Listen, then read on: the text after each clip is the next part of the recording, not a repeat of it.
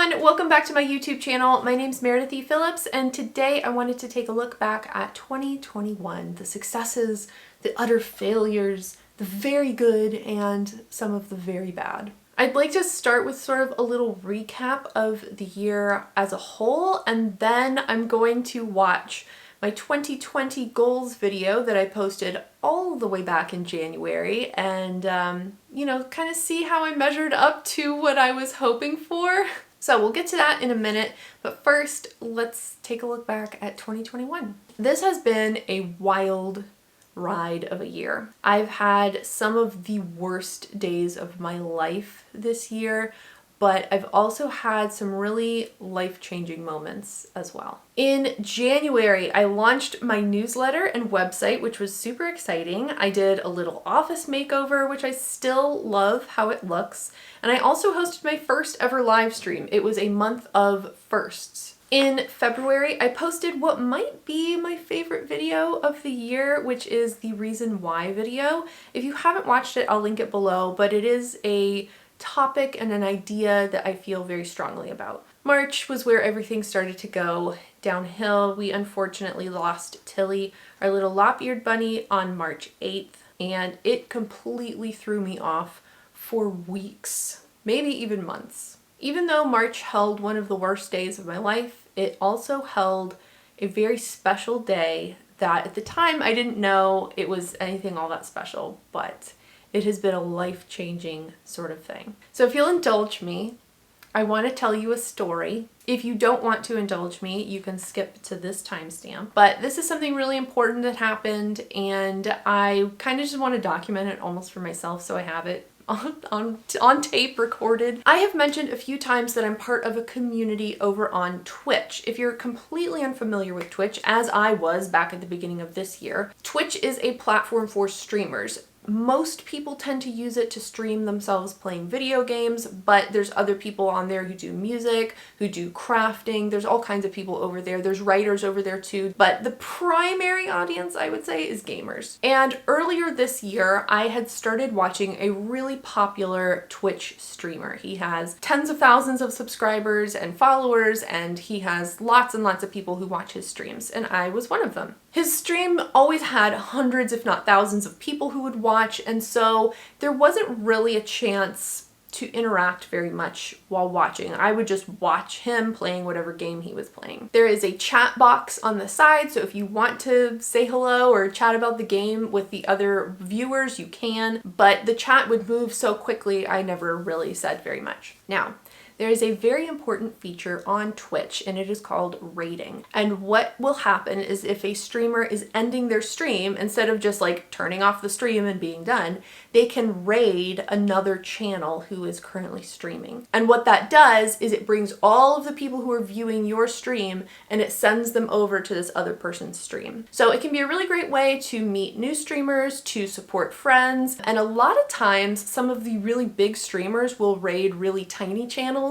And it's a lot of fun to see a person who has like 5 viewers suddenly have like 500 viewers and see their reaction and all that kind of stuff. On March 30th, just a couple weeks after we lost Tilly, I was still very sad about it all. This very popular streamer I was watching decided to raid a very tiny channel. And at the time, there were like 900 people watching this big streamer, and he picked a channel with like 15 or 20 viewers. We got sent over, and we all pour into the stream, and it was hilarious to watch his reaction. Spirit of Gotham, thanks so much for hanging out. On the floor, I think they understand and appreciate what he brings to the table as a coach.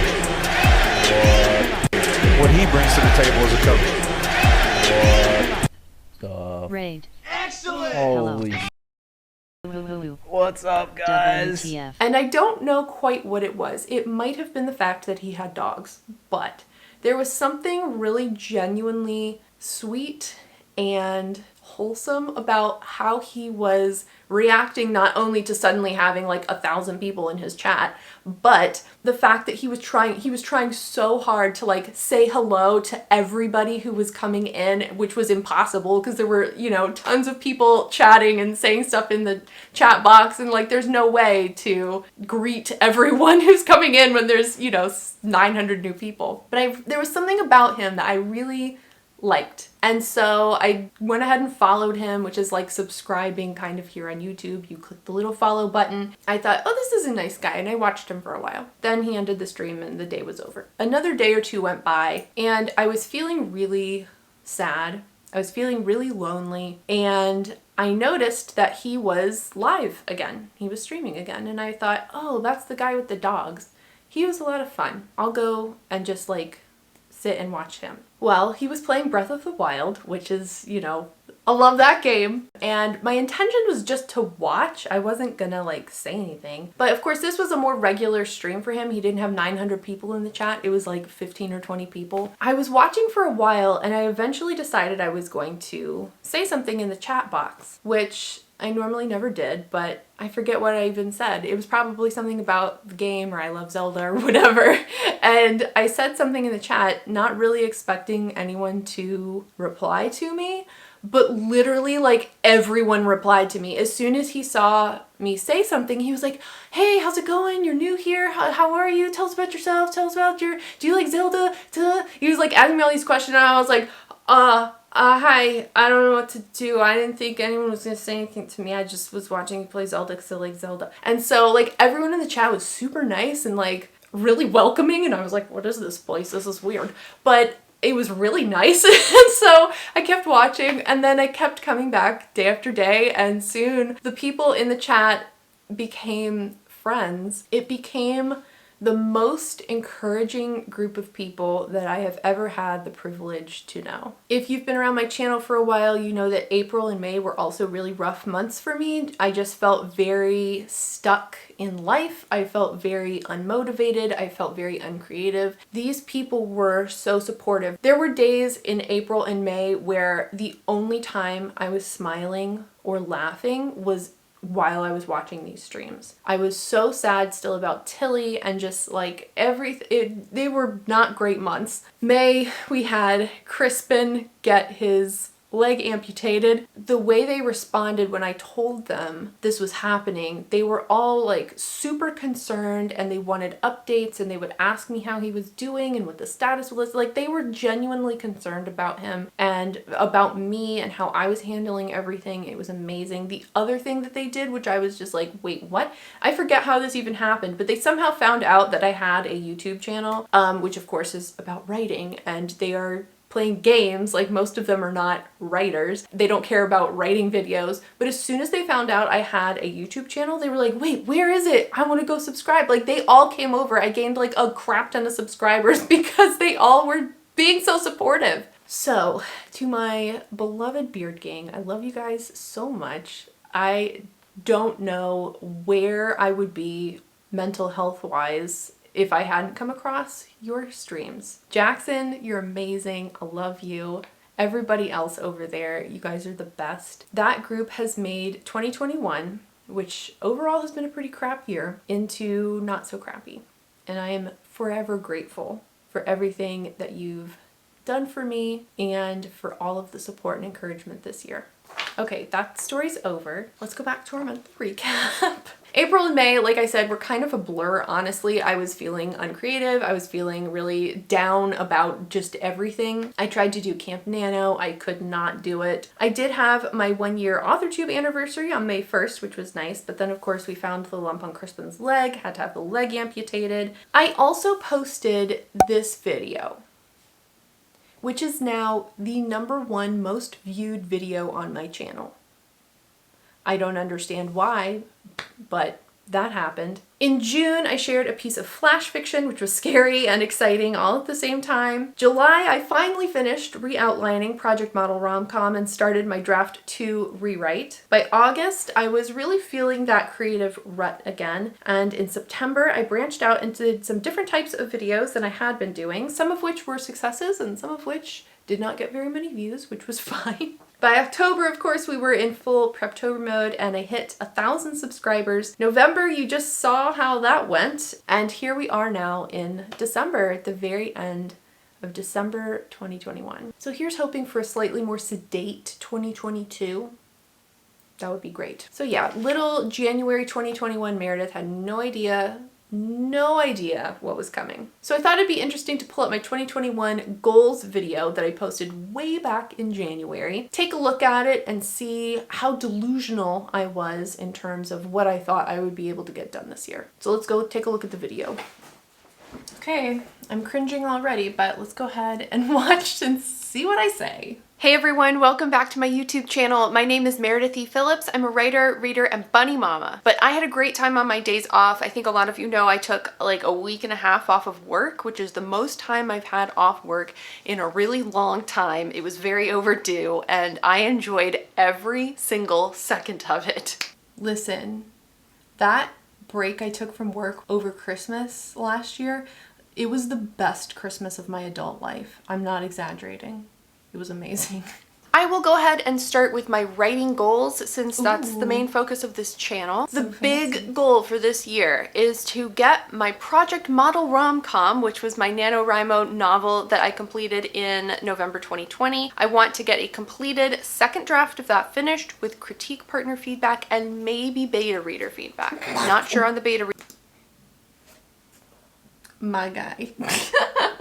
Well, okay, so listen, we know that didn't happen. I'm halfway through a rewrite. There's definitely no critique partners and there's definitely no beta reader feedback. Who was I? I knew that was a stretch. I knew the beta reader thing was gonna be a stretch, but I think what really threw me off was the fact that it took me so long to figure out I needed to re-outline it and rewrite the whole thing. It was July when I started the rewrite. So yeah, that was a fail. That was a fail. Reader thing yet, we'll see. And I want to start to implement whatever feedback I get into a third draft. Yeah, that's a lot considering how great I did last year with the revision process. But I will say, I feel so much more confident about this story as a whole than I did about the story I was working on last year. And I have in mind a plan going forward. It's not fully fleshed out yet. I haven't even reread the story at this point. That is the first thing I'm going to be doing. Yeah, oh, sweet summer child. That was a nice goal. That was a nice goal to have for yourself. Yeah, it did not work that way at all. My gosh, a third draft. I thought I was gonna start working on a third draft. I wish. No. One of the things I struggled with last year was how to tackle revising 50,000 plus words. And I did finish my draft. If you don't follow me on Instagram, I did announce it over there. But I did finish the draft of the entire book 2 days before Christmas, which was awesome, and it clocked in at about 60,000 words. So what I think I'm planning to do in terms of the revision, and this might change, but this is how I'm gonna at least. It's gonna change. I'm also not making it a goal to write every single day. That's a good goal. And we definitely achieved that. Excellent, we did not write every day. Goal number 2 accomplished. My goal is to write 4 days a week for like significant chunks of time. I'm thinking maybe like an hour or so each day at least. And the schedule for it is going to be a little wonky, but I'll explain it here in a second. I'm going to be writing on Wednesdays, Thursdays, Saturdays, and Sundays. Yeah, my writing routine has definitely changed over this year, and I did try to make this 4 days a week thing work. But then of course, a couple months after this, I was falling into my rut and all that kind of stuff. So a good goal. I don't think I really hit it though. If I get to a point where I need beta reader feedback, which I'm thinking at best will be late summer, I'll have to obviously go about the process of finding beta readers, which I've never done before. I have a general idea of how it works, but I'll need to do a little more sort of research into that at some point. We didn't research that this year. We did not research that this year. And I'd also like to find some romance-specific critique partners. Those 2 goals I think are probably going to come a little bit later in the year, probably second quarter, third quarter time period. Whoa, it'll just depend on how the manuscript revision goes for me. What are you talking about? No, I didn't find any beta readers or any critique partners this year, so failure. The other big writing goal that I have is to complete a first draft of a new story for NaNoWriMo 2021. Okay, well we did do that. Goal accomplished. For reading goals for 2021, I set my Goodreads reading goal for 75 books, which should definitely be achievable for me. In the past, I've had years where I've done 100 plus books in a year. I don't know how many I've read. Do you guys want to find out literally right now? I've read 38 books so far as of the filming of this video. I think by the end of the year, I'll probably hit 40. I can do 2 more books in the month of December, but 75 is out for sure. My reading really did slow down this year. For me, I usually read half an hour to an hour before going to bed, and I usually find time on the weekends to squeeze in another 30 minutes, half an hour during the afternoon, something like that. So 75 books is very doable for me. No, I didn't do any reading, I don't think, like in the middle of the afternoon, ever. Probably this whole year. Which is the reason why I didn't hit even 40 books hardly. Okay, let's talk YouTube and social media. For actual goals on YouTube, I want to maintain my 2 video a week schedule on Tuesdays and Fridays. That's what I did last year. It was very doable for me, so I don't see an issue with continuing that. My other goal is to up my editing game, which hopefully will be evident in this video. Yeah.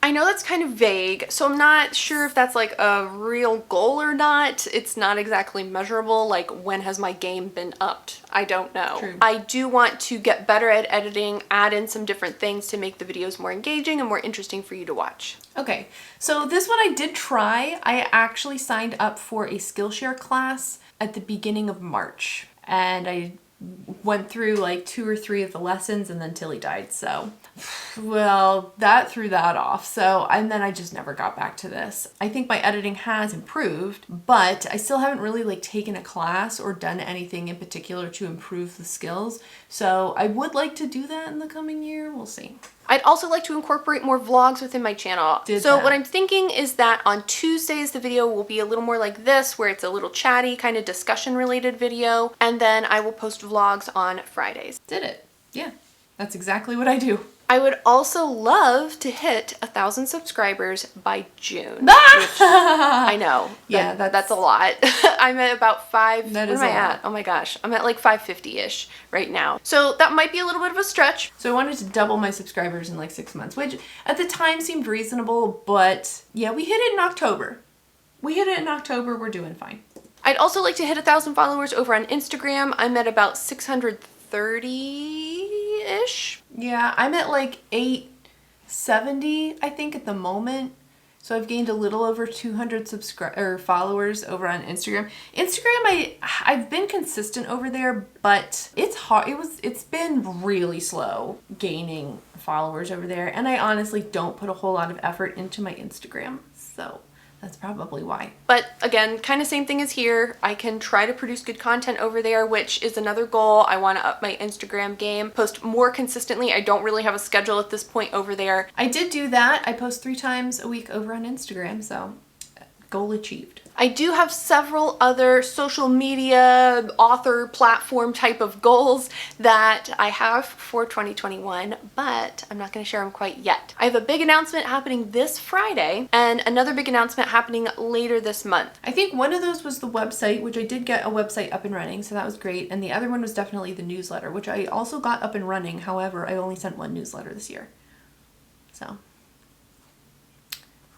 not exactly what I had intended. Finally, we come to personal goals. The first goal I have for myself is to continue my habit of doing morning pages. Whoa. I started morning. I forgot all about this one. Yeah, I don't do morning pages anymore. I don't do journaling. I haven't journaled since like April. And I'm not missing it at the moment, so I'm not gonna do it. Other personal goal I have might sound kind of weird, but I want to eat lunch every day. This has been up and down and up and down. There have been some weeks I've done really good eating a relatively healthy lunch. And by that I mean not a granola bar. And then there's been other days where I'm like, how about a slice of pie? That sounds delicious. So that's something to continue working on in the next year. The other personal goal is also sort of health fitness related. Ugh, I don't like fitness goals. Who wants to do that? Not me. So I want to get back in the habit of taking walks 5 times a week. Whoa, 5 times, girl. So I did pretty good with this up until like March, which is when it starts getting hot here in Houston again. And then like it got to be summer and I was like, I am not going outside. We have a treadmill and for some reason I was like, obviously I'm not going to use that. This has been a fail for the most part. We do have the dogs though now, and the dogs do force us to go on walks. So I'm hoping that next year, the fact that we have dogs and we need to take them out on walks, it'll force us to get out there and do that. In terms of our house projects, if you're interested, we have 2 big projects and 2 smaller projects that we'd like to get done this year. The first one is to replace the exterior doors on this house. Yay! We did it. We did that back in April. The big project is to get the flooring in this house replaced because this is carpeted and this carpet is old and it is nasty. Yeah, we didn't do that. Nope. That did not happen. The 2 smaller projects we want to get done, I really want to replace the attic stairs. We have like the stairs that pull down from the ceiling. Yeah. The stair unit that's in there is literally older than me. So it's time for a new set of stairs. We haven't done that. I do really want to get that done. Maybe before it gets hot again in 2022. I want to get that done. It there's a gap where it doesn't really close all the way and I'm just like, this is horrible. So really want to get that done. I'd also really like to get some of those alpha shelving systems put into 2 of our closets. Yes. I did this for the hallway closet. It is fantastic. And then we actually decided not to do it for this second closet I was talking about. We did a different solution, but we did redo it. So I'm counting that as a win. So those are my 2021 goals. I'm really excited to get started on them and some of them are already underway. So we definitely did not hit quite a few of those big goals. You know, I kind of pivoted through the year, figured out that things weren't working, changed it up. And it's fine. You know, I don't feel bad about this year. Like I said, there's been a lot going on this year and I don't feel bad that I didn't hit these goals. It's fine. I did hit some of them, which is great. And yeah, I guess next Tuesday, I'll be sharing with you a video very similar to this where I'm sharing my 2022 goals. I cannot believe it's almost 2022.